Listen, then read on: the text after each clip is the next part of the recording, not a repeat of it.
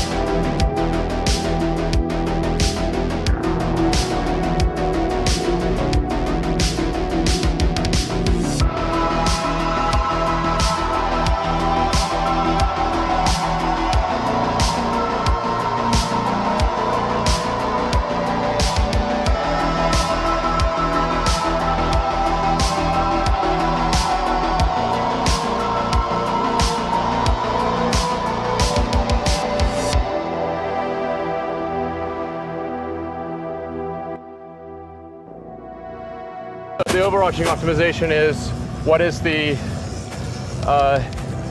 fastest time to a city on Mars, and then subset, fastest time to a fully reusable rocket, subset fastest time to orbit, basically. Yep. So I mean, basically just I think it's cool that people are getting excited about rockets and kind of finding out how do rockets work, and thinking maybe about life becoming multiplanetary and being a spacefaring civilization, because I think that's makes the future inspiring. That's it might be the most inspiring thing.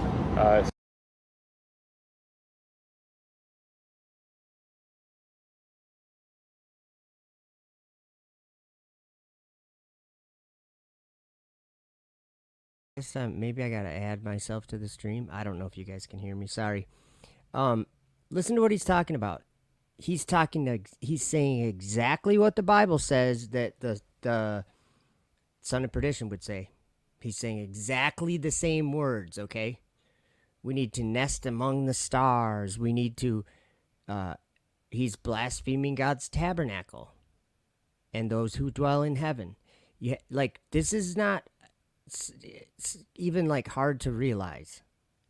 Pay attention to what he says here. Let me just go back a little bit.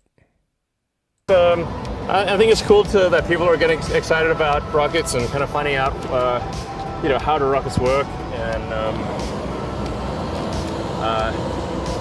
thinking maybe about life becoming multiplanetary and being a spacefaring civilization, because I think that's makes the future inspiring. That's it might be the most inspiring thing. So it certainly is the most inspiring thing for a lot of people. And so I hope this gives people confidence about the future, and that humanity will have an exciting future in space, and we can make science fiction not always fiction, but a reality one day. So let's talk about that reality that he's hoping for. Okay. He wants to go to space and make humanity a spacefaring civilization, a multiplanetary species. Okay? Right? He wants to go into outer darkness and live there. A place where everything is perpetually falling into a dark abyss. This is not I don't even know what to say, you guys. I'm speechless, because even the angels were disquieted with a great disquiet when they heard these flying machines that were so loud. I mean, Enoch wrote about it. The Bible's filled with references of these flying machines. And a lot of times they called them beasts. They thought they were alive. They didn't know what they were. Here we go. Thanks. Yeah, I like that. Yep. Thanks, Elon. All right. Elon Musk is a billionaire, an inventor, a scientist, a designer, and one of the world's most innovative minds. He runs two companies that are trying to disrupt major industries that have been doing things the same way for decades. Aerospace with SpaceX and automobiles with Tesla. Tesla is making luxury all-electric cars, cars that have had a bit of controversy of late. Currently, SpaceX is essentially an intergalactic trucking company, taking loads back and forth from the International Space Station and bringing satellites up to orbit. In the future, it hopes to carry humans too. We met on a balcony overlooking the SpaceX factory floor. It was buzzing, literally and figuratively. The workers were preparing for an important launch on Monday. Elon Musk, pleasure to have you on. Thanks for having me. So this is the Dragon that goes up into space and is going to go up on Monday, correct? Yeah, that's our Dragon spacecraft, or version 1, which is capable of taking cargo to and from the space station, including biological cargo like fish and mice and that kind of thing. So when do human beings start going up in it, you think? So we expect to complete version 2 of Dragon, which will have astronaut transport capability in about 2 years. Okay. So I'm gonna maybe be interacting with the chat here. So some good comments that give me opportunity to make a point. Lord Racer, welcome. And Michael J. Spencer, welcome. Says, how can anyone be a glober when there's no globe? Well, that's a good question, Lord Racer. And think about this once. Because of the situation that we are in, I know that you used to be a glober. So think about that. In Revelation, Satan deceived the whole world. That means every person. That's the situation we're in. Because I used to be a glober. Everyone used to be a glober. So we were all deceived. And some of us are learning the truth and running away from the deception. And Lord Racer seems to be one. And probably a lot of people here in the chat that will see this are running away from this deception. So, again, the prophets told this story already in the Bible. And it's very clear. I don't know why people talk about such weird stuff sometimes. It's like I don't even know how to comment on it. Let's keep watching. Why go to Mars before this? It's a good question. They got those Occupy Mars shirts that everyone's wearing around. That's blasphemy of God's tabernacle, God's sanctuary, his holy temple, his holy city, the city of truth, New Jerusalem, Mount Zion. That's God's domain, the sides of the north. He claimed that is where his throne is. I think it's right. I think it's the North Star, Polaris, because Enoch described all the angels flying in circles around his throne, and John described the colors of his throne. And I know John didn't have a telescope when he wrote the book of Revelation, but he knew the colors of that star. Hey, Alan Norstrand, good to see you. All right, here we go. We're going to keep going. So there's some good stuff in this video. Here we go. And most of what you do now is send satellites up into space, right? That's how you pay the bills. Exactly. But you want to do something much more ambitious with SpaceX. Yeah, I mean, the long-term aspiration is to develop the technologies necessary to transport a large number of people and cargo to Mars in order to create a self-sustaining civilization there. And that's really why I started the company, was because it seemed as though... To create the possibility for life on other planets. Yeah, exactly. I mean, it sort of started off when I was thinking about what to do after PayPal. And I'd always been interested in space, but I didn't think there's anything that an individual could do in space. I mean, it seemed like the province of large governments. But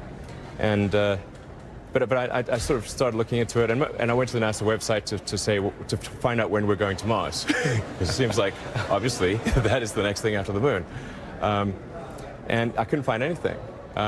So I was like, wow, this just seems very strange. Initially, I was under the impression that it was that we'd lost the will to do that. And I later came to the conclusion that I was quite wrong about that. I think the United States in particular is a nation of explorers. So you decide you want to try and do this, and do you look at it as why did you decide transport was the most important thing? I mean, I think people would regard living on Mars as that's the relatively easier thing. Yes, absolutely. So we could live on Mars. Just getting there is the problem. Yes, like right now getting to Mars is impossible. So, like, it's kind of doesn't matter what what you do when you get there if you can't get there. So the first order of business is to figure out how to get there, and it needs to be in a way that enables large numbers of people and cargo. It can't just be like a handful of people, because that's obviously not going to create a self-sustaining civilization. And Apollo was an amazing, inspiring thing for all of humanity. But the last time we went to the moon was like 1973 or 4, I believe. So we don't want to just have... That'd be 72, Elon. Anyway, here's a good. Let me put it this way. So, in the Bible, in Genesis, God claimed that he spoke words and things came to pass. The things he said immediately, they happened. He created matter by saying words. Okay? That's what the Bible's claim is. That's how this world was created. He said, "Let there be light," and there was light. And then he made a firmament, and he made all this stuff with a declaration. That's how powerful God is. He can say, "This is going to be," and it is, right? I mean, we can't even really comprehend any of that, I don't think. But so God creates this with his voice. And then in the book that we have called the Bible, he foretells the end of the world, or the end of the age, and the end of this world the way we know it happening. And he said, all the prophets wrote it, and in Revelation, that's the revelation of Jesus Christ. It's the testimony of Jesus. That's what that book is. You guys, there'd be this false prophet, or whatever you want to call him, all these different names we call him, Antichrist or whatever. There's this entity that has the power to do miracles, but they're satanic miracles, but miracles nevertheless. So in a physical world, it would be able to do supernatural things that the God of creation didn't intend to happen in this matter that he declared with his voice. So then what happens? This guy comes along and he says, "Hey, I'm going to make another world up in the sky where the Bible claims that God's throne is, where this place called Mars. We're going to go there. It's a place. And I'm going to make it so we can get there, and we can put a civilization there. Then we're going to have 2 worlds, you guys. Not just one. The first one's getting kind of old. We need the second one, the second new one, new and advanced. Have you guys ever heard of Elon's Ark? Not Noah's Ark, Elon's Ark. Like, this guy has said that he wants to do like what they did on the Ark. He wants to bring animals and everything that we would need. He wants to get them to Mars, because we need to have 2 worlds. So in the books that the prophets wrote that are in the Bible, that specifically is what this false prophet is going to do. He's going to elevate himself to the position of God. And you're watching an interview with him trying to do that right now. It's crazy. Yeah, Corey. Basically, he thinks he's God. Have flags and footprints and then never go to Mars again. If we just have one mission, that will also be a super inspiring thing, but it's not going to fundamentally change the future of humanity. Working on one of the most important things we possibly can, and that's to find another place for humans to live and survive and thrive. I really think there's a fundamental difference if you sort of look into the future between a humanity that is a spacefaring civilization that's out there exploring the stars on multiple planets, and I think that's really exciting, and compared with one where we are forever confined to Earth until at some eventual extinction event. But I want to be clear, I'm not trying to be anyone's savior. That is not I'm just trying to think about the future and not be sad. Beautiful statement.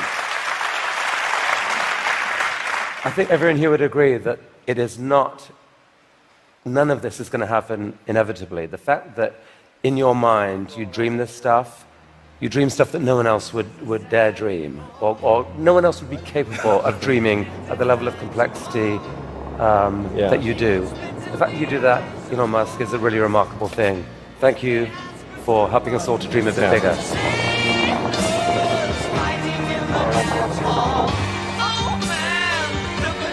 The overarching optimization is what is the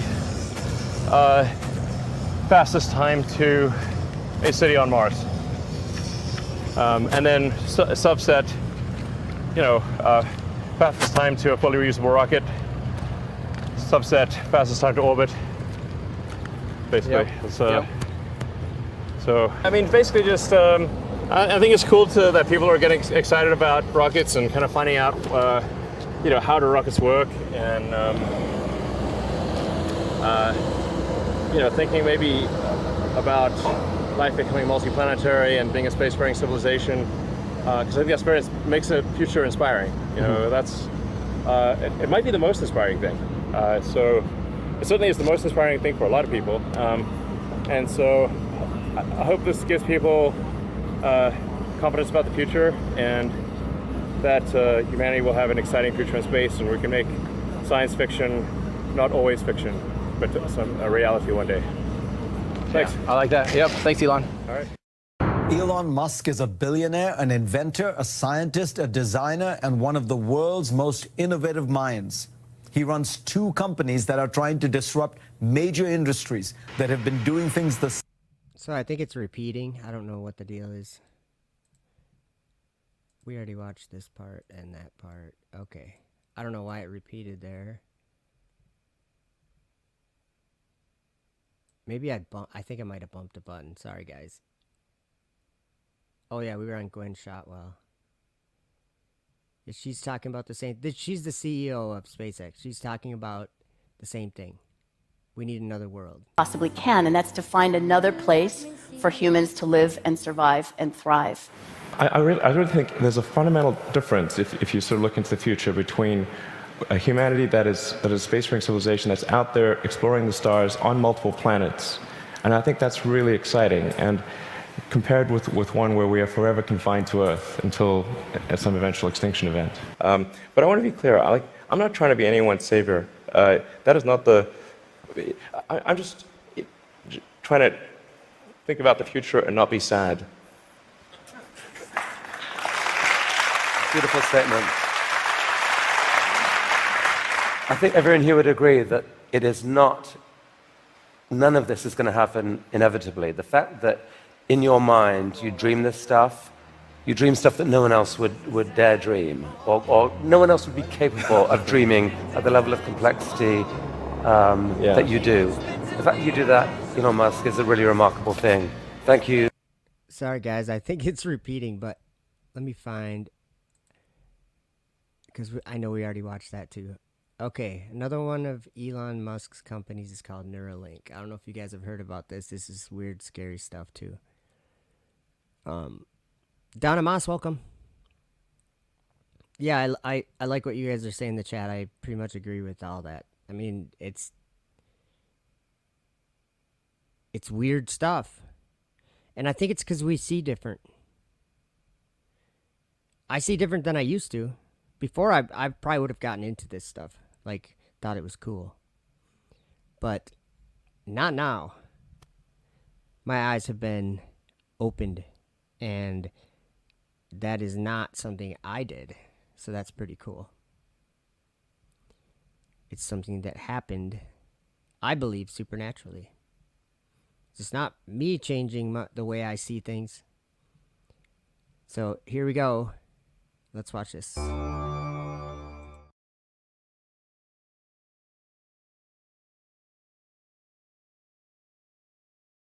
Someone ultimately does get a Neuralink installed, what will take place?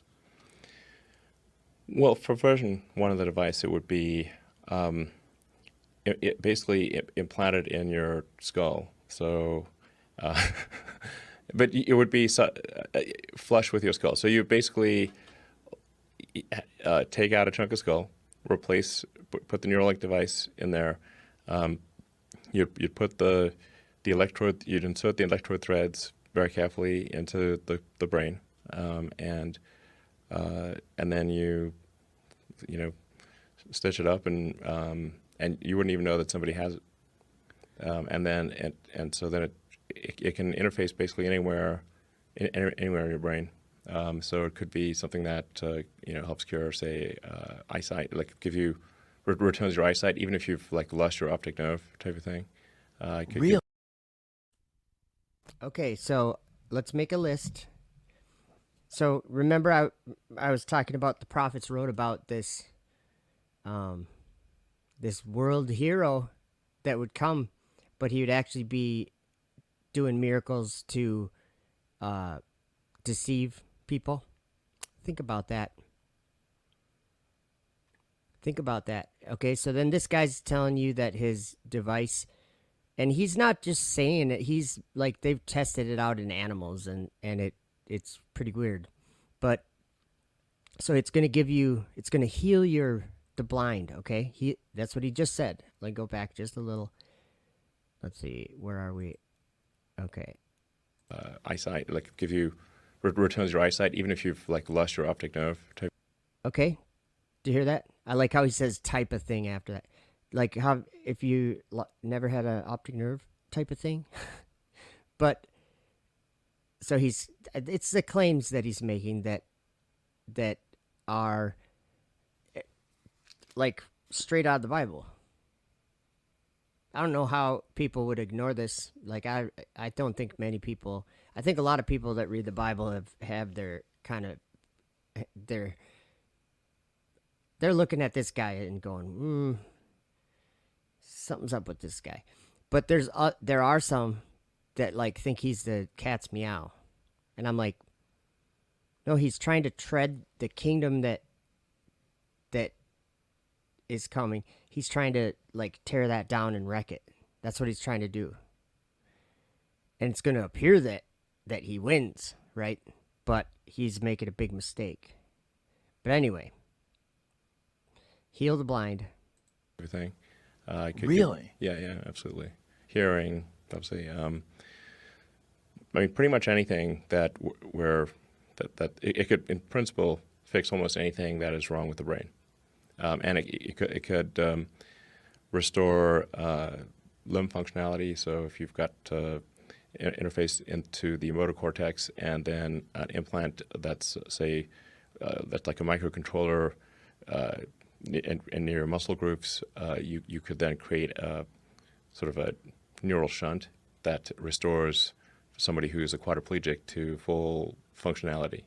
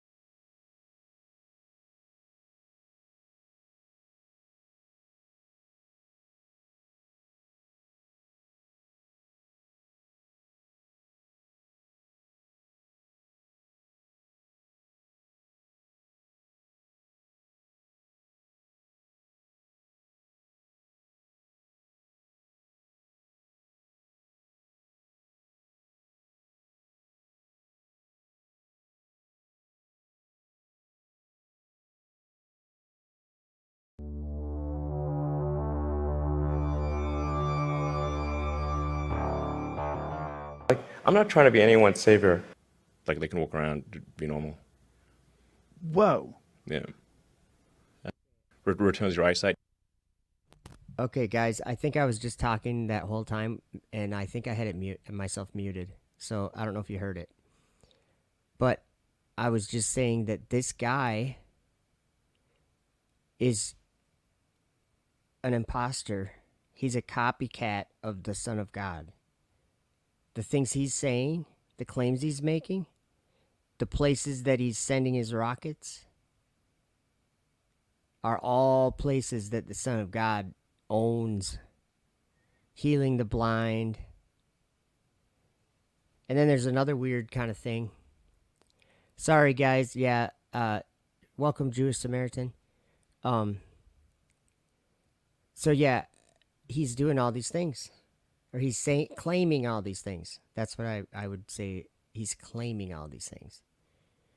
But straight out of the Bible, guys.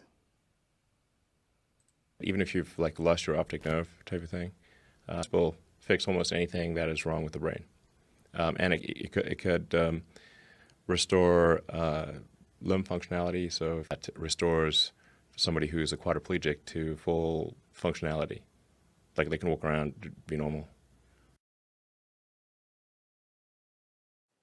This is Pager. He's a 9-year-old macaque who had a Neuralink placed in each side of his brain about 6 weeks ago. If you look carefully, you can see that the fur on his head hasn't quite fully grown back yet. He's learnt to interact with a computer for a tasty banana smoothie delivered through a straw.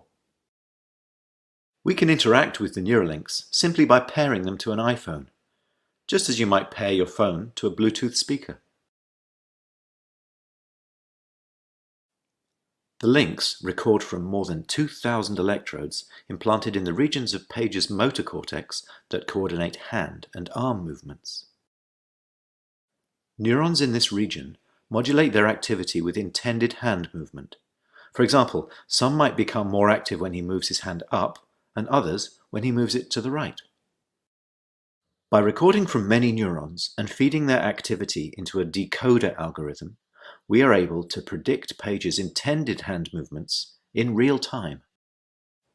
First, we calibrate the decoder by recording neural activity as Pager uses the joystick to move a cursor to targets presented on the screen. As he's playing this game, we are wirelessly streaming, in real time, the firing rates from thousands of neurons to a computer. Using these data, we calibrate the decoder by mathematically modeling the relationship between patterns of neural activity and the different joystick movements they produce. After only a few minutes of calibration, we can use the output from the decoder to move the cursor instead of the joystick. Pager still moves the joystick out of habit, but as you can see, it's unplugged. He's controlling the cursor entirely with decoded neural activity. Our goal is to enable a person with paralysis to use a computer or phone with their brain activity alone.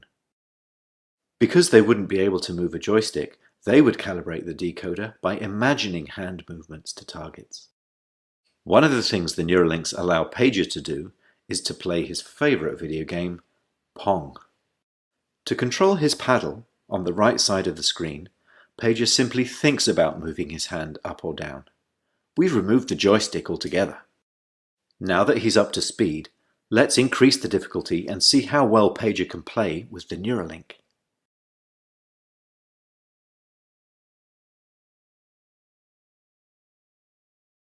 As you can see, Pager is amazingly good at Mind Pong. He's focused, and he's playing entirely of his own volition. It's not magic.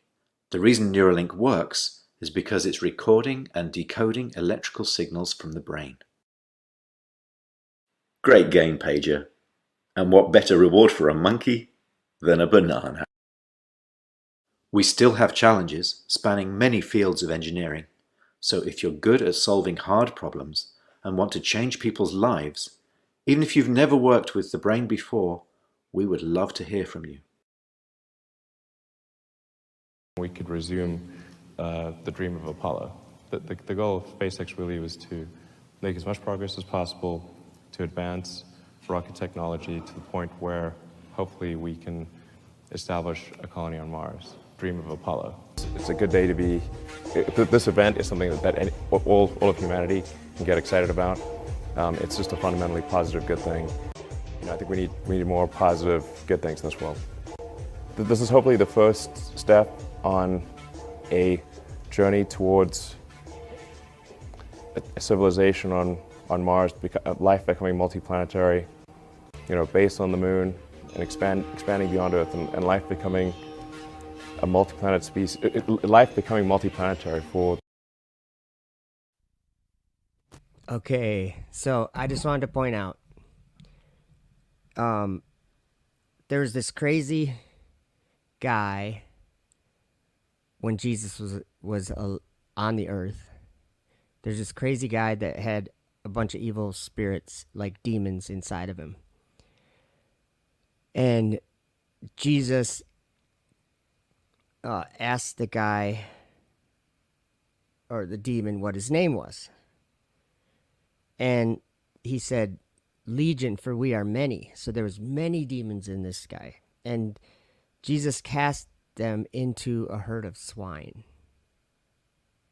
He like made the demons go out of the man into the herd of swine.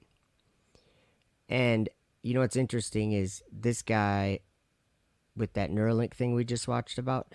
We watched the monkey, but before the monkey, they did a herd of pigs, a herd of swine. They put the chip in the herd of swine.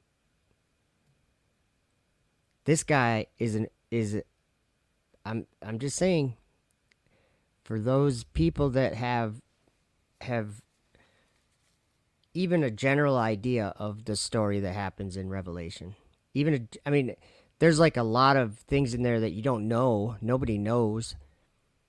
But I think that when someone comes along and the very things that they are interested in doing, well, let's put it this way, the richest person in the world, I guess, is what I would say, because I think he's got more money than anybody. But he comes along and has all these ideas of these very blasphemous things. He's claiming to do the things that the Son of God can only claim. Heal the blind, you know. And he's like a copycat. Jesus ascended into heaven, so Elon Musk got to build rockets. Just think about it. He wants to ascend into heaven. That's what Lucifer said. I will ascend into heaven. So it's not like we haven't heard about this. Space exploration is just fulfillment of the end times blasphemy of God's tabernacle, the treading underfoot of New Jerusalem. Think about it. Where's New Jerusalem? Well, Jesus said, I got my Bible right here. Let me just, I just want to say this. And this all is kind of like, I'm just kind of like thinking about this right now because of all the, of this rocket launch that they're doing, or this test, this orbital test that they're going to do with that super heavy. So, okay, ready? In Revelation 3, okay, Jesus said he gave us info about that temple, the one in heaven. He says, him that overcometh will I make a pillar in the temple of my God. So his God has a temple. And it says, and he shall go no more out, and I will write upon him the name of my God and the name of the city of my God. So the city of his God and the name of my God, which is New Jerusalem, which cometh down out of heaven from my God. And I will write upon him my new name. He that hath an ear, let him hear what the Spirit saith unto the churches. So think about what he just said there. He just was talking about the city of his God, the temple of his God. And it's New Jerusalem. And it comes down out of heaven from God. So just think about where is Elon Musk sending rockets? What are they doing? What's the point of any of it? They want to occupy Mars as if Mars is a place to just go to. With you guys, you're stupid. Sorry. Not you guys. I'm talking about the people that want to go to Mars. You need to occupy reality a little bit more and get a different idea. Nobody's going to Mars. Nobody's living on Mars.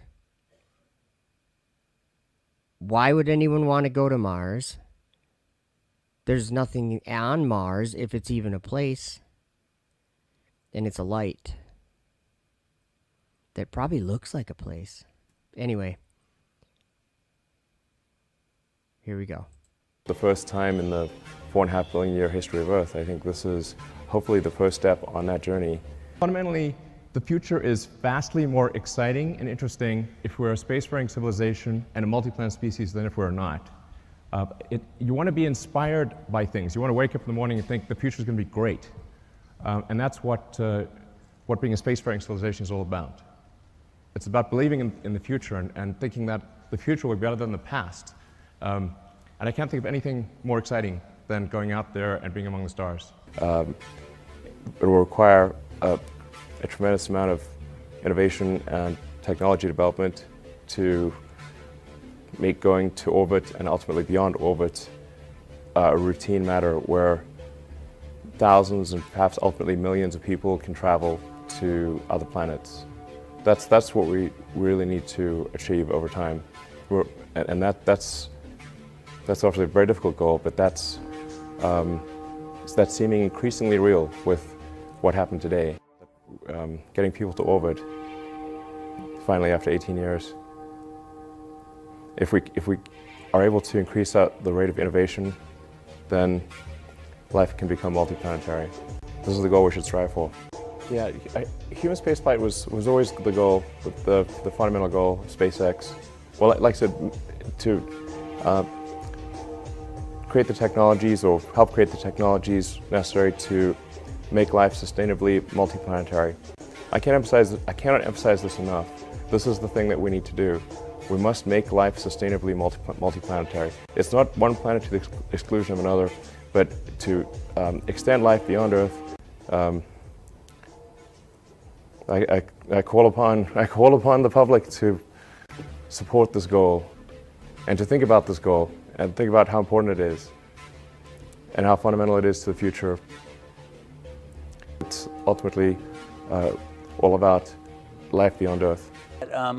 Would you send up some people before you do this whole architecture for colonizing Mars? Just a handful of people to kind of see what... I mean, the basic game plan is like, we're going to send a mission to Mars with every Mars opportunity from 2018 onwards. We should be able to launch people probably in 2024 with arrival in 2025. You'd made some money from the sale of PayPal. You decided to build a space company. Why on earth would someone do that? The goal of SpaceX is to try to advance rocket technology, and in particular to try to crack a problem that I think is vital for humanity to become a spacefaring civilization, which is to have a rapidly and fully reusable rocket. What are the things that need to happen in order for the future to be an exciting and inspiring one? And I really think there's a fundamental difference if you sort of look into the future between a humanity that is a spacefaring civilization that's out there exploring the stars on multiple planets, and I think that's really exciting, and compared with one where we are forever confined to Earth until at some eventual extinction event. It's important that the rocket stages be able to come back, to be able to return to the launch site and be ready to launch again within a matter of hours. I guess paves the way for your dream to actually at some point, to take humanity to Mars at scale. SpaceX or some combination of companies and governments need to make progress in the direction of making life multiplanetary, of establishing a base on another planet, on Mars being the only realistic option, and then building that base up until we're a true multi-planet species. Very commercial sounding goal at all, which is it's to really build the technologies necessary to make life multiplanetary. The most important thing that we need to invent... Why is that important? Oh, it's just because I think that's an important thing to do. Is it because you... you want to propagate humans as a species, we're so great, or is it from a pessimistic view of humanity that we're going to screw up this planet, let's have a hedge by colonizing other planets? Sorry, to answer more seriously, if you consider the nature of importance itself and say, how do you tell that anything is important? Well, the lens of history is a helpful guide here. And the more you zoom out, the more you can distinguish the things that are important over a great span of time, the truly important things, versus things that may seem important in the moment but are forgotten once that moment has passed. And if you look at the evolution of life itself, and you could say, okay, what are the major milestones? And it's obviously the advent of single-celled life, multicellular life, differentiation into plants and animals, life going from the oceans to land, mammals, consciousness. Those are the sort of maybe 6 to 10 major ones on that scale. But I think on that scale would also fit life becoming multiplanetary. I think it would be at least as important as life going from the oceans to land, arguably a more important and more difficult step because you've got to go over hundreds of miles of irradiated space and versus just going from the ocean onto the beach. It's like a little smaller hop. So this is what motivates you. This was the vision. Yeah, it's kind of, this is the first time in the 4 billion year history of Earth that it's been possible, albeit extremely difficult, possible for life to become multiplanetary. Now that window may be open for a long time, and I'm actually fairly optimistic about the future of Earth. So I'm not someone who thinks that Earth is doomed and that doom is imminent. I actually think that the most likely outcome is that humanity will last for a long time by human standards. If you look at things over a broad span of time, the things that are less important kind of fall away. And if you look at things from the broadest possible span of time as it relates to life itself, and the evolution of life has been, primitive life, I think, started around 3.5 to 3.8 billion years ago. And what are the important steps in the evolution of life? And obviously there was the advent of single-celled life, there was differentiation to plants and animals, there was life going from the oceans to land, there was mammals, consciousness, and I would argue also on that scale should fit life becoming multiplanetary. And in fact, I think consciousness, it's the next step, actually, because you really kind of need consciousness to design vehicles that can transport life over hundreds of millions of miles of irradiated space to an environment that they did not evolve to exist in. It would be very convenient, of course, if there was another planet just like Earth nearby.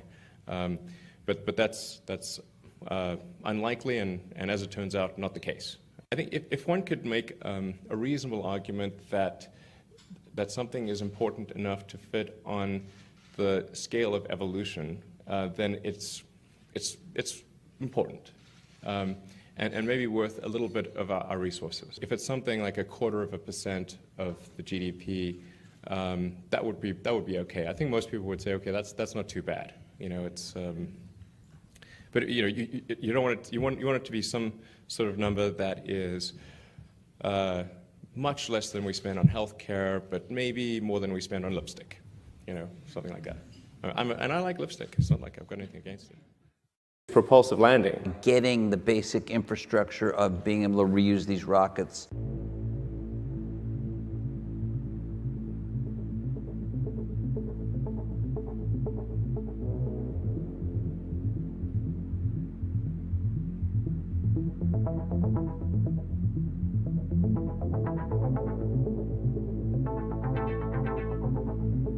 Propulsive landing.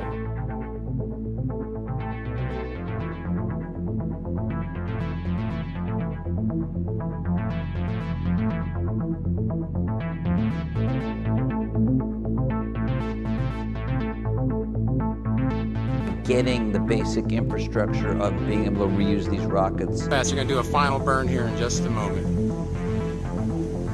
There's final burn 1 and 2. 2 candles coming down.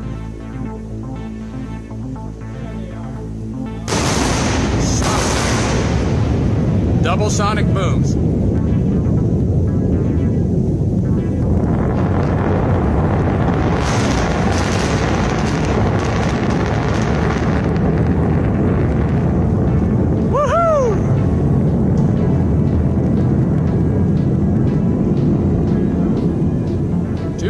Beautiful landing.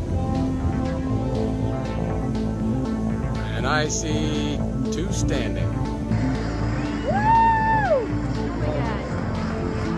There you go.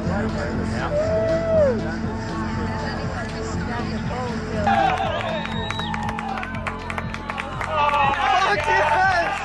Holy shit!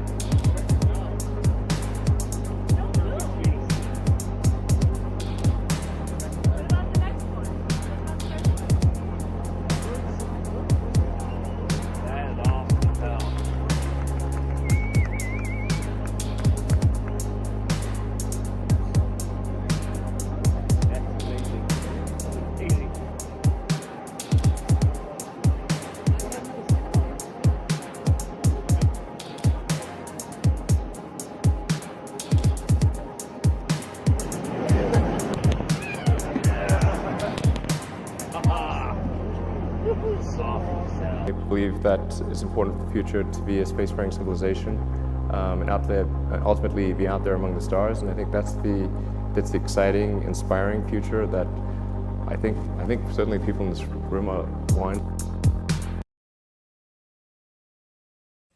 All right, we're not done yet, but because this is almost just introducing. It's the same guy, the same company that figured out how to land a rocket after it's been to space. Nobody's ever done that yet. And some people think Jeff Bezos lands his rocket, but Jeff Bezos is suborbital, and he's just like doing a ballistic, like just slingshotting a rocket up in the air and getting some hang time. That's all they're doing. They're doing nothing like what these other rockets are doing. Anyway, so he makes fire come down from the sky. And you know what? If like it's really clear, I got my Bible right here. This is really clear what it says happens. So this beast, I guess, is it talking about this landing rocket? Listen to this. Oh, and the rocket, it also launches a capsule called SpaceX Dragon. And they've done this for years for NASA, and now astronauts ride in the Dragon. Actually, let me show you. Where are we in this video? I got to get the timestamp. Where are we? Okay, we're at 32:37. You guys remember that for me, would you? Okay, because I'm going to play this. This is what I'm talking about. Okay, let me read the verse to you first. Okay, and then I'll play the little clip. So, John is seeing a vision. Okay, that's the context. And it's a vision of things that must come to pass. It's like a vision of the end, okay? And in Revelation 13, verse 13 or 11, he says, "And I beheld another beast coming up out of the earth." Remember, we just watched that a bunch of times. Up and down, launching rockets. Okay. Coming up out of the earth, and he had two horns like a lamb, and he spake as a dragon. You know how horns look? Well, this is a two-stage rocket. It's like it's two rockets. But anyway, it's probably just a coincidence. But here's what's interesting. In verse 13, it says, "And he doeth great wonders." Remember, we were talking about miracles, but they were satanic miracles. The devil was doing miracles. Okay. This is great wonders, and he doeth great wonders so that he maketh fire come down from heaven on the earth in the sight of men. Let me just go back here and remind you. Like, if you wrote this 2,000 years ago, whoops, sorry. Just, if you wrote this 2,000 years, the verse is on the screen now, and he doeth great wonders so they make, okay, would you maybe write that? If you're watching something come up out of the earth, speaking like a dragon, and then it made fire come down from the sky. Like, we're watching this on our screen, you guys. This is on our TV, or our internet, or whatever, our YouTube. This is in Florida. People watch it. There's tons of videos of it, but the point is, like, a lot of people think it's fake or being faked or something, and good, like, that, be suspect of this. You know what's interesting though? This is the part that's interesting. He doeth great wonders so that he makes fire come down from heaven on the earth in the sight of men. But the next verse, so it tells us in the next verse, like, why is he doing great wonders, making fire come down from the sky? Why? It says, and deceiveth them that dwell on the earth by the means of those miracles which he had power to do in the sight of the beast. So, making fire come down from the sky is the specific great wonder that this beast is going to do to deceive people on the earth. I would suggest that each one of these two things of fire come down from the sky are actually fallen angels, or, yeah, they're fallen angels. Oh, they're falling, look. Right out of the sky. And then there's a sonic boom. Boom, boom. That is awesome as hell.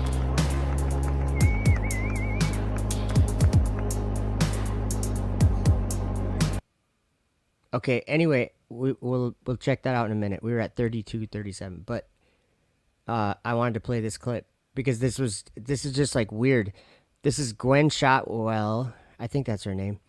She's the CEO of SpaceX, and she's doing an interview with some astronauts that just rode in one of their Dragon capsules. Just check out the lingo that they use in here. It's crazy. It's like, what? That's straight out of the book of Revelation. Straight out of there, word for word.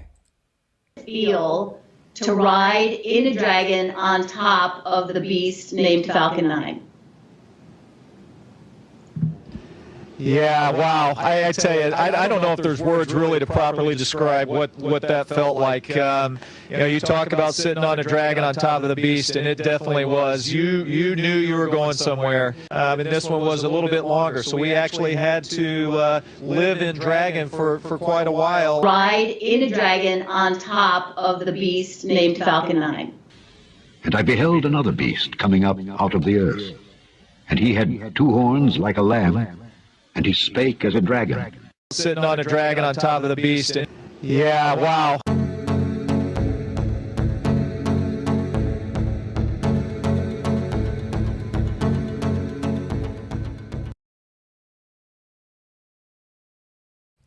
Okay, so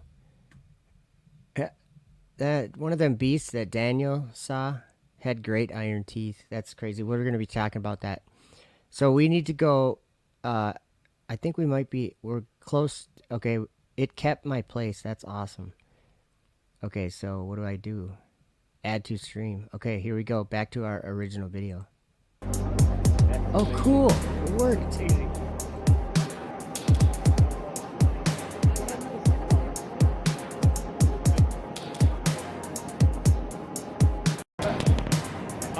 It's the exciting, inspiring future that I think certainly people in this room want.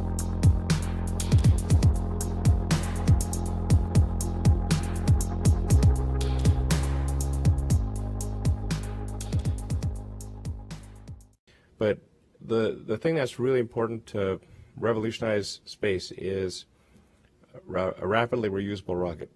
That's reliable too. So that's really what needs to happen. If that can be done, then the cost of access to orbit and beyond can be reduced by potentially a factor of 100 or more. So that's really what is most important about. It's got to be done by somebody's got to do this. And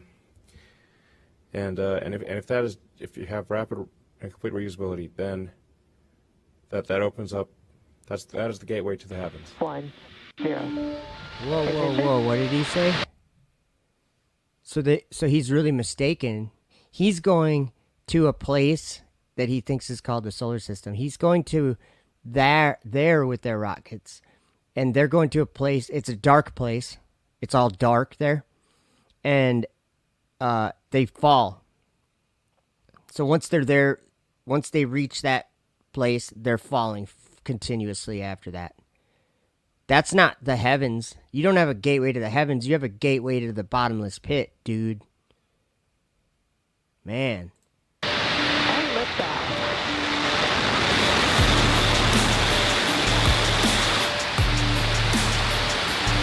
Vehicles pitching downrange.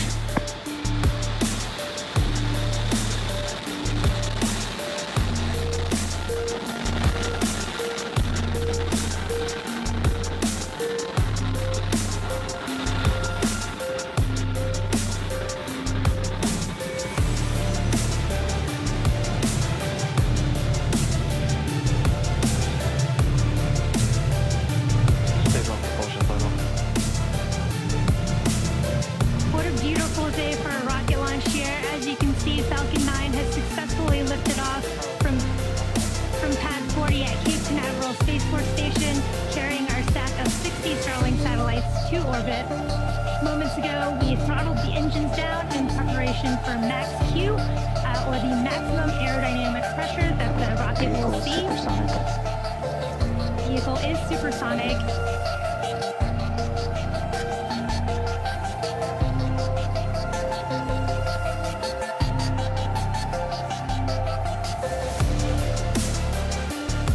And we should be passing through max Q here in just a few seconds.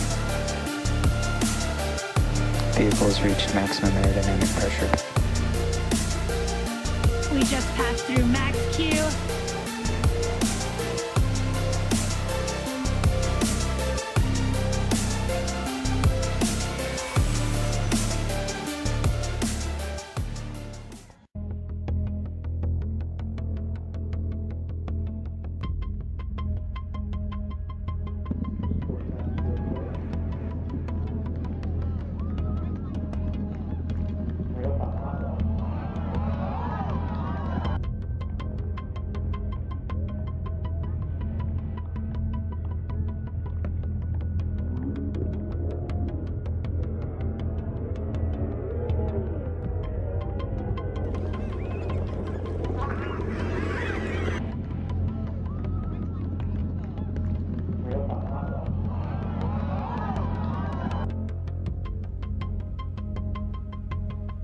What were each of the crew's, well, each of your biggest impressions of the experience and sensations associated with the Falcon 9 ride to orbit? This question gets asked a lot, actually. So how does it feel to ride in a Dragon on top of the beast named Falcon 9? Yeah, wow. I tell you, I don't know if there's words really to properly describe what that felt like. You talk about sitting on a dragon on top of the beast, and it definitely was. You knew you were going somewhere. It actually all started earlier than that when we were doing the fueling operations, and it's talking to you the whole time. It's very, very interesting to hear all of the noises that are going on from the fueling. But then once we lifted off the pad, man, it was exciting. It was an incredible ride. The throttle down, when it throttled back up, boy, you felt it. You knew you were going somewhere. The staging was incredible. We were all just smiling and beaming and high-fiving. It was an amazing experience. Yep. And I would add to that everything that he said, and then just the G-loads that you get. And compared to the Soyuz, it's a completely different experience. And this one was a little bit longer, so we actually had to live in Dragon for quite a while.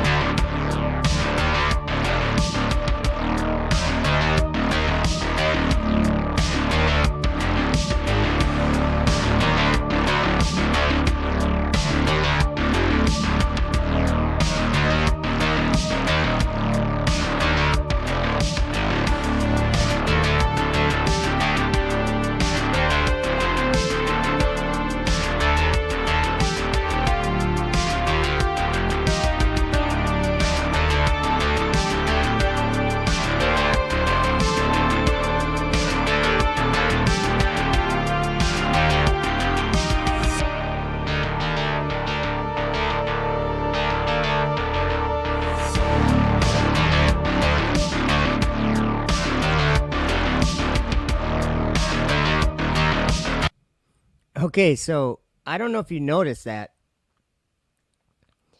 So the prophets that saw these, like Daniel and John, like especially, they saw these beasts, these kingdoms, the kings of the earth, and they both said that they were horns. They described them. They looked like horns, but the 10 kings are 10, or the 10 horns are 10 kings that shall arise out of the earth. It's straight. Like that's exactly what we're watching. I mean, I don't know why anyone would want to change the meaning of ascending into heaven. I mean, Elon Musk just said that's the gateway to the heavens. When they went to the moon and they talked to Nixon on the landline that they had, he said, because of what you've done, the heavens have become a part of man's world. Donald Trump was saying something like about the forbidden skies. What's up, Tony? Good to see you, Tony. Yeah, Michael J. Spencer brought up Werner von Braun. Think about him.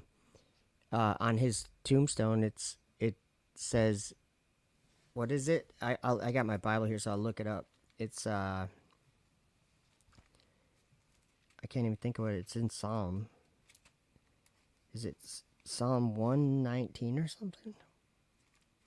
Let me see here. Psalm 19:1 or something. Where is it? It's about the firmament. The heavens declare the glory of God, and the firmament showeth his handiwork. That's... I think that, you know, it says Lucifer says, I will ascend into heaven. Okay. When these guys saw these visions, they saw the stars being cast to the ground. What if they were seeing landing rockets and they thought they were stars falling from the ground, or falling to the ground? Because we were watching it. Let me find that little part. Yeah, where I was playing them, like, yeah, right here. Watch this. It's like, just think about it. These guys didn't know what these things were. They call them beasts. I think they thought they were alive. And I personally do think that they're alive. They're just of a different nature. They're angelic, deceitful angels. Let me just turn the sound off and play this. So what if those guys were just seeing these landing rockets and just, they were saying, because they've landed a lot of rockets. They do it all the time, you guys, at least once a week. More than once a week this year. What I'm saying is, look at it, looks the same, right? And what would they write? They see fire coming down from the sky. Just think about that. I mean, it's not like it takes a lot of imagination to even to think about it. Oh yeah, there we go. Landing rockets. There's a dragon parachuting down into the ocean. And then, oh, here we go. Yeah. Okay, ready? You guys will like this. The Testament of Solomon has an interesting story in it.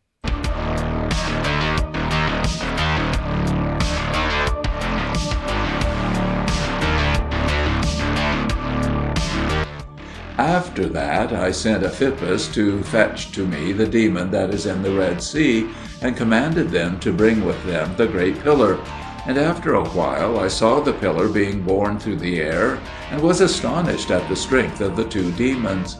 And when I considered with myself how mighty they were, and how they could shake the whole world in a moment of time, I feared to let them go.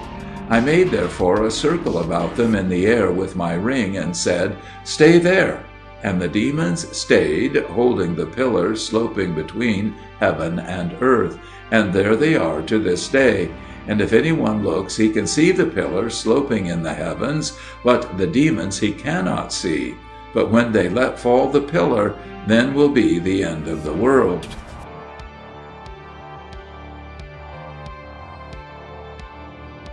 And if anyone looks, he can see the pillar sloping in the heavens, but the demons he cannot see. But when they let fall the pillar, then will be the end of the world. And if anyone looks, he can see the pillar sloping in the heavens, but the demons he cannot see. But when they let fall the pillar, then will be the end of the world.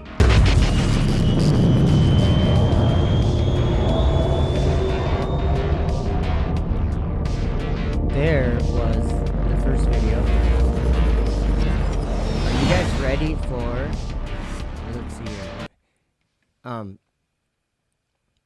Are you guys ready to hear someone else talk about this dragon? You guys ready? This is Dr. Gene Kim. And he has a lot of insight. Now, who's the one that inhabits the stars and up there in the universe, at space? It's the devil. And one character that really piqued my interest during the year 2021 is Elon Musk. I believe that it's important for the future to be a spacefaring civilization and ultimately be out there among the stars. I could tell that there's something about this guy that would play a very pivotal role for the year 2021. All right, why would he be an interesting character to pay attention to, Pastor? Because he can change our world. He can literally change our world. Life can become multiplanetary. This is the goal we should strive for. Where technology and civilization will not be the same. And 2021 could be the year where it's starting, the whole change of our civilization. Instead of the internet going through landlines, electricity, or on the Earth, Elon Musk already had like tons of satellites up in the air already. For some of you who didn't know, he already got the permission from the government, and lots of them already up in the air. And if all of them are up in the air around the world, if you hook up your internet to that, then guess what? It'll be much, much more fast. Satellites. Now, who's the one that inhabits the stars and up there in the universe, at space? It's the devil. It's Satan. And he will have a play during the timeline of the tribulation. He's going to have war. There's going to be Star Wars up there. Revelation chapter 12. We're going to see verse 7. And there was war in heaven. Michael and his angels fought against the dragon. And the dragon fought and his angels.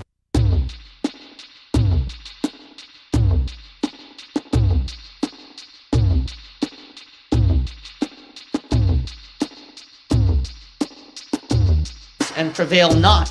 Neither was their place found any more in heaven.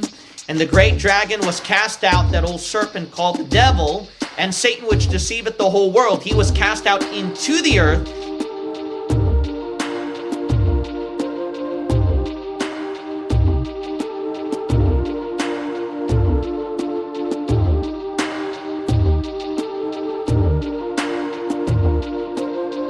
And his angels were cast out with him. Notice that at verse 3, and there appeared another wonder in heaven, and behold, a great red dragon, having 7 heads and 10 horns and 7 crowns upon his heads. And his tail drew the 3rd part of the stars of heaven. So Satan and his fallen beings inhabit up there in outer space.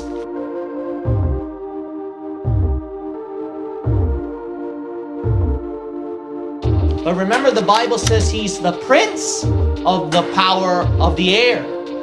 Now, these satellites, I mean, if they're all the way up there at outer space, could the devil have a play in that one? Well, they mentioned about one time where they launched a thing called Dragon. And liftoff. And I beheld another beast coming up out of the earth. Liftoff of the SpaceX Falcon 9 rocket. And he had 2 horns like a lamb.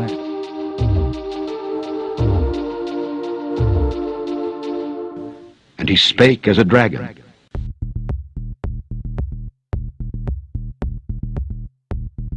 Launching Dragon. Dragon. Dragon. The dragon. Dragon. The dragon. Dragon. The dragon. To the International Space Station. And the dragon gave him his power and his seat and great authority. Dragon blasted to space. The dragon. Dragon is expected to stay attached to the space station until October 28th. And they worshipped the dragon which gave power unto the beast. Dragon is currently the only craft capable of returning a significant amount of supplies from the station. Which is very interesting. That name, Dragon.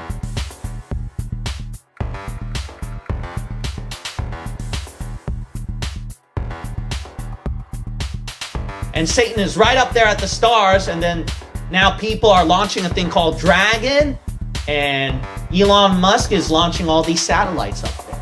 Could there be a connection, maybe? Well, with this next prediction, it's probably true. The next thing, the third thing, is that he's actually, believe it or not, he's trying to hit for the moon now. They're gonna try to land on the moon again, or so they say, right? So depending upon, whether you believe that we really landed on the moon or not, but the point is that is the next prediction, is that they're going to hit the moon. And then once they hit the moon, remember the scientists, Stephen Hawking and all these guys, they were mentioning, look, our planet is dying, and they all know that too. So then they said the only way that mankind can survive as a species is that we colonize up there at a different part of the universe. So then Elon Musk is, I don't know if you knew this, but he has these rockets under the government's permission already. So then he's getting ready, from what I've read from some sources, is that he's getting ready to launch one perhaps around October of 2021. So then they're going to try to reach to the moon, and once they do that, then he can have his dream and vision fulfilled. Thou exalt thyself as the eagle, and though thou set thy nest among the stars, thence will I bring thee down, saith the Lord. Be out there among the stars. Among the stars. Be out there among the stars. And though thou set thy nest among the stars. This is hopefully the first step on a journey towards a civilization on Mars, life becoming multiplanetary, based on the moon, and expanding beyond Earth. And among the stars. Be out there among the stars. Life becoming multiplanetary. Musk is a very visionary man. That's why he was able to make big waves with technology. This is a mentality that is Satan's, actually. When mankind tries to reach up to the heavens, this is something that is of the devil. Now you might say, what's wrong with that? Shouldn't we go up there and be safe and colonize outer space? Well, you got to realize this: mankind in his own efforts, that is wicked to the Lord. That is wicked to the Lord, because that's something that Satan wanted, and God doesn't give mankind that. Go to Isaiah chapter 14, verse 12. How art thou fallen from heaven, O Lucifer, son of the morning? How art thou cut down to the ground, which didst weaken the nations? For thou hast said in thine heart, I will ascend into heaven. I will exalt my throne above the stars of God. I will sit also upon the mount of the congregation in the sides of the north. So notice that Satan, he intends to go up above the stars, up there. But what happens? At verse 12, the Bible says he's fallen down, cut down to the ground. Revelation 12, that prophecy is fulfilled. He goes down to the ground. Look at how God thinks about mankind trying to go up to heaven. Go to Genesis 10. Genesis 11, excuse me. Genesis chapter 11. Genesis chapter 11. Look, God is not for this. Mankind trying to go up to heaven. God is not for that. You might think there's nothing wrong with that, but here's the key. The reason why God views it as wrong is because, see, mankind is relying on his own ability to do the feats of God. So because of that, God doesn't allow them to go up there. Plus, there's something up there. There's something up there. A lot of people who dig into conspiracies and stuff like that, they have some of these theories and they're saying that the government's trying to restrict people from going up there and etc. But I do know this, is that there is something up there that God does not want people to have access to.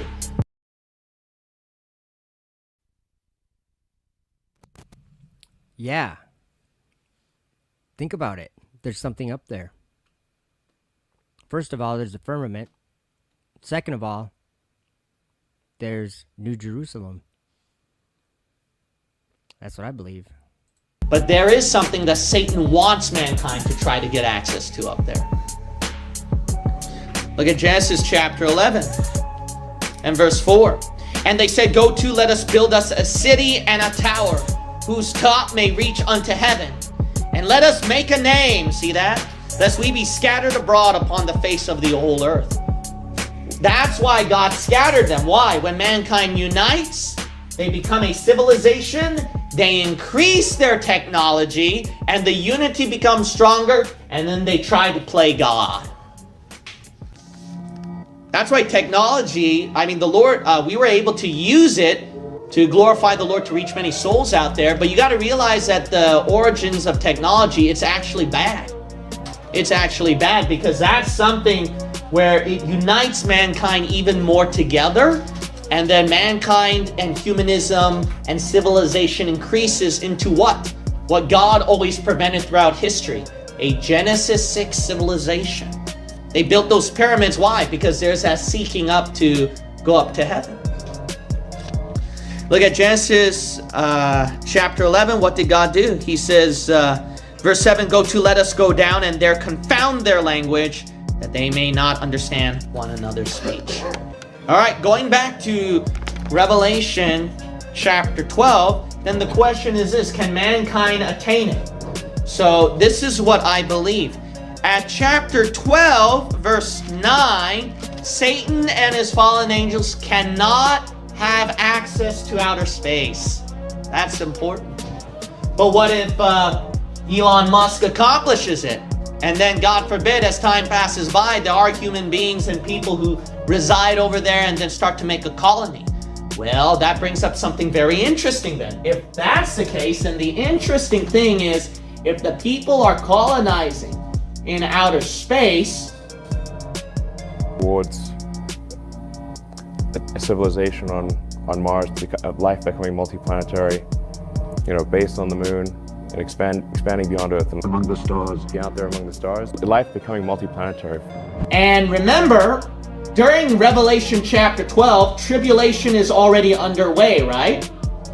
Tribulation is already underway.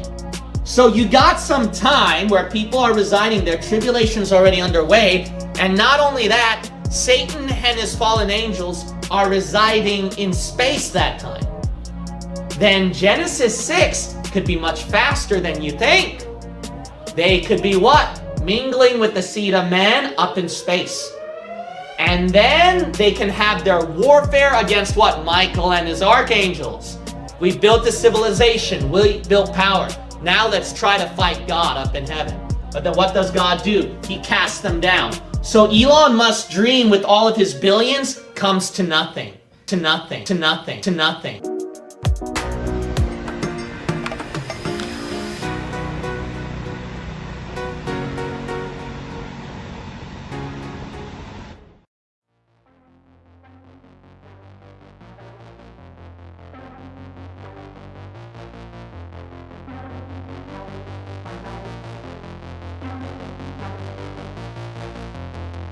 He comes from above too. And that's why, go back to Revelation 12 again, Revelation 12. That's why he's swimming out there in outer space. Oh, there's where you get your men from Mars. That's where you get those aliens flying in those saucers. That's your adversary. That's Satan, because go to Isaiah chapter 27, verse 1. In that day the Lord with the sore and great and strong sword shall punish Leviathan. Well, that's clearly the devil. The Lord's punishing the creature here. Leviathan, the piercing serpent. There's your reptile. Even Leviathan, that crooked serpent, and he shall slay the dragon that is in the sea. This is video of SpaceX's Crew Dragon approaching the International Space Station. And the video is taken from the space station, and it is a time lapse. So that is the SpaceX Dragon that they're flying up there now. And that vehicle was designed for a program back in 2011 or something called Red Dragon. And here is some information about that. It was a mission to go to Mars that Elon Musk and SpaceX came up with, and NASA was involved in it too. But that was canceled or whatever, discontinued. And so now they fly it as a means to bring people and cargo to the space station.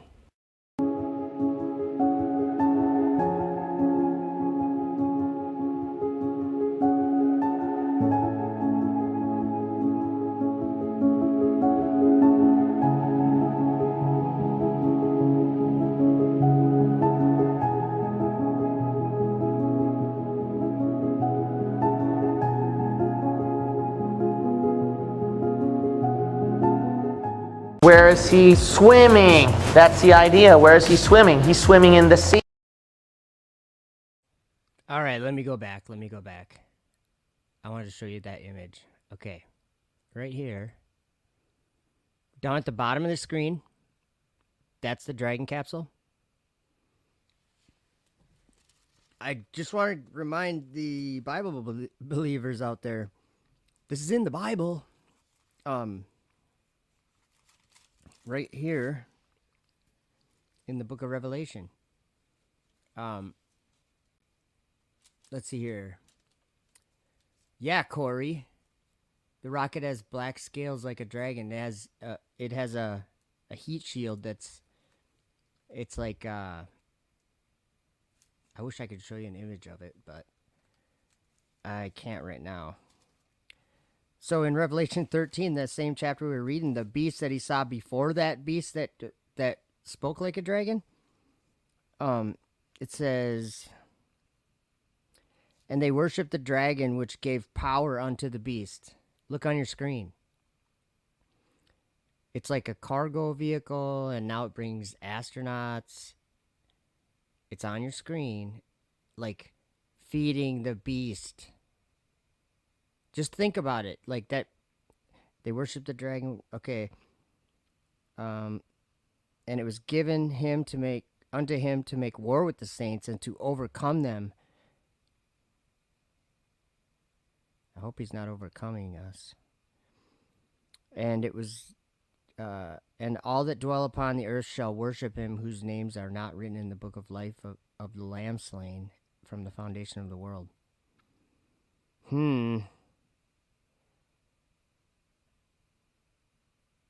Yeah. The whole world wondered after the beast. I'm just skimming. Okay. I'll let it play. Oh, wait. There were some comments. That's what I was looking at. Some of us are researching the Torah versus New Covenant. Also, the rapture tribulation options. Happy to share with you when summaries are completed. Okay. I'm always interested in stuff like that. I don't see it as like a versus thing, really, for the... I think when people generally use the word Torah, they're just talking about generally the Ten Commandments, following the Ten Commandments, which I think is it's exactly what Jesus said to do. He said, "Follow my commandments. If you love me, follow my commandments." So I think it doesn't seem like that is really a debate. I don't know. I don't know. Maybe I'm not too keen on it too. I don't know. I just think that some of those words, like, I think we can see all these things happening right now if we just pay attention to what the scriptures say, and I'm just pointing out some of the things that seem to be exactly what are in the scriptures, and these great wonders and things, that was a deception, and I think a lot of us see it as a deception, so that's a good thing. So here we go. We're going back.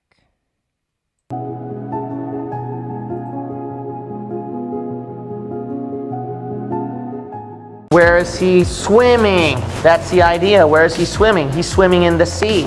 There are several places we're going to look at. Go to Genesis 1. All right, there are two places that your enemy is actually swimming. He's actually swimming above, and he's actually swimming below. Let's cover Genesis chapter 1. Notice what God did with the sea.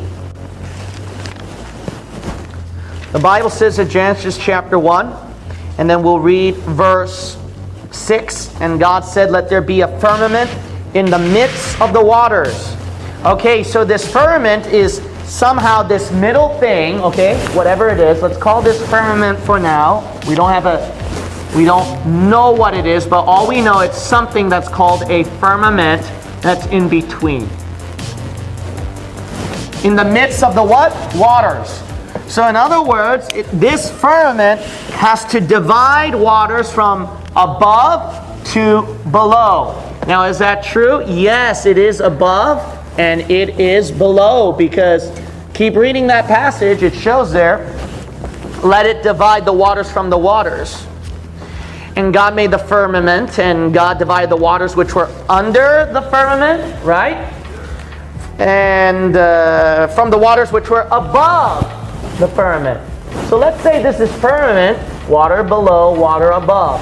What's the water below? The water below is currently your ocean today. Look at verse 10. And God called the dry land earth, and the gathering together of the waters called he what? Seas. But look at verse 9. God said, let the waters what? Under the heaven. Firmament is called heaven. Look at verse 8. And God called the firmament heaven. All right, so we see here, wait, we could probably guess then. Oh, so then the firmament right here would be where people talk about those aliens flying and those UFO, and then the gods come down from above out in outer space, and etc. and etc. Let's see here. 14. God said, let there be lights in the firmament of the heaven to divide the day from the night. Look at verse 16. God made two great lights, the greater light to rule the day and the lesser light to rule the night. He made the stars also. And God set them in the firmament of the heaven. Look at that. So that clarifies it then. That's confirmed. So we are right that this is the firmament, that this is heaven right here, where the stars, sun, and moon would be. And then the Bible says the waters under heaven, at Genesis 1, God called it seas. So then we can obviously see that this is referring to our current sea today. But there's another sea that's above, and that has to be above the universe. Is that true? Yeah, go to Revelation 5. It's called Sea of Glass. That's the floor of heaven. If that's the floor of the top heaven where God is at, then it shows here that, then it would make sense. This would be the roof. This would be above the universe. It's right in between the universe and where God resides. So let's look at Revelation chapter 4, and then the Bible says at chapter 4 and verse 3, and he that sat was to look upon like a jasper and a sardine stone. And then you'll notice at verse 6, and before the throne, see, that's where God resides, in the throne, there was a sea of glass like unto crystal. So notice sea of glass. So another sea. God called it the one below sea. Right here above is sea, but it's not liquid. It's not pure liquid form. It's a sea of glass.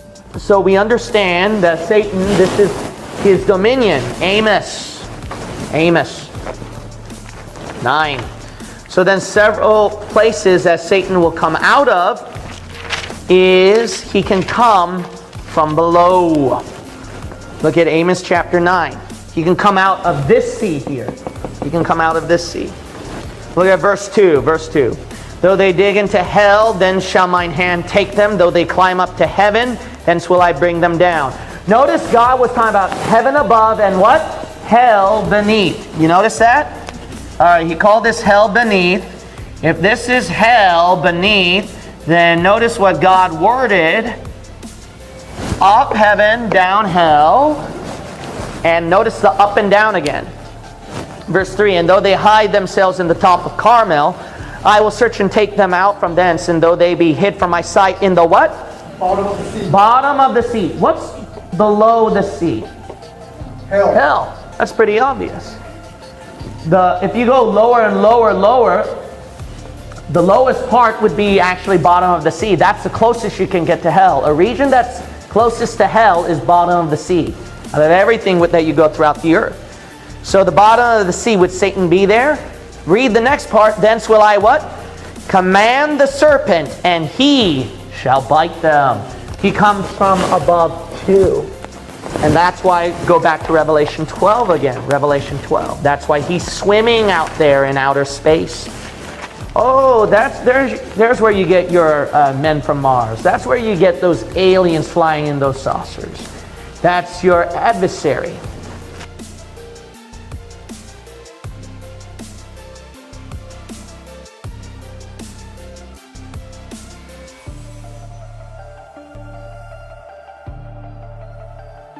Look at Revelation chapter 12. Notice at verse 3, and there appeared another wonder in heaven, and behold, a great red dragon having 7 heads and 10 horns. So that's Satan, we know that. But look where he's swimming, verse 4. And his tail drew the third part of the stars of heaven. See that? He's right there. I told you so. And it cast them to the earth.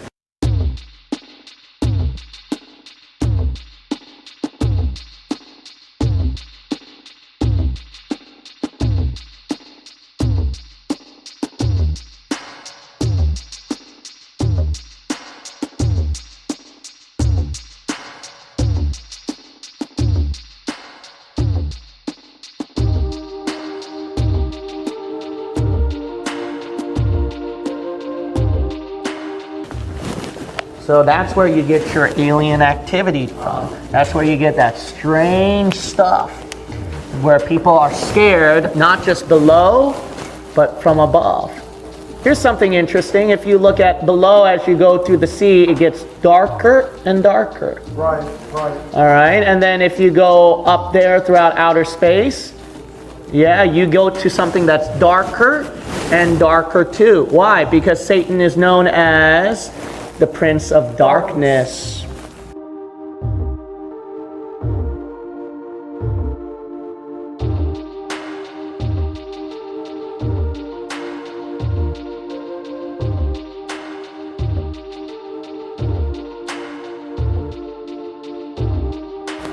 All right, that's something to... You go home and fast and pray about that for a while.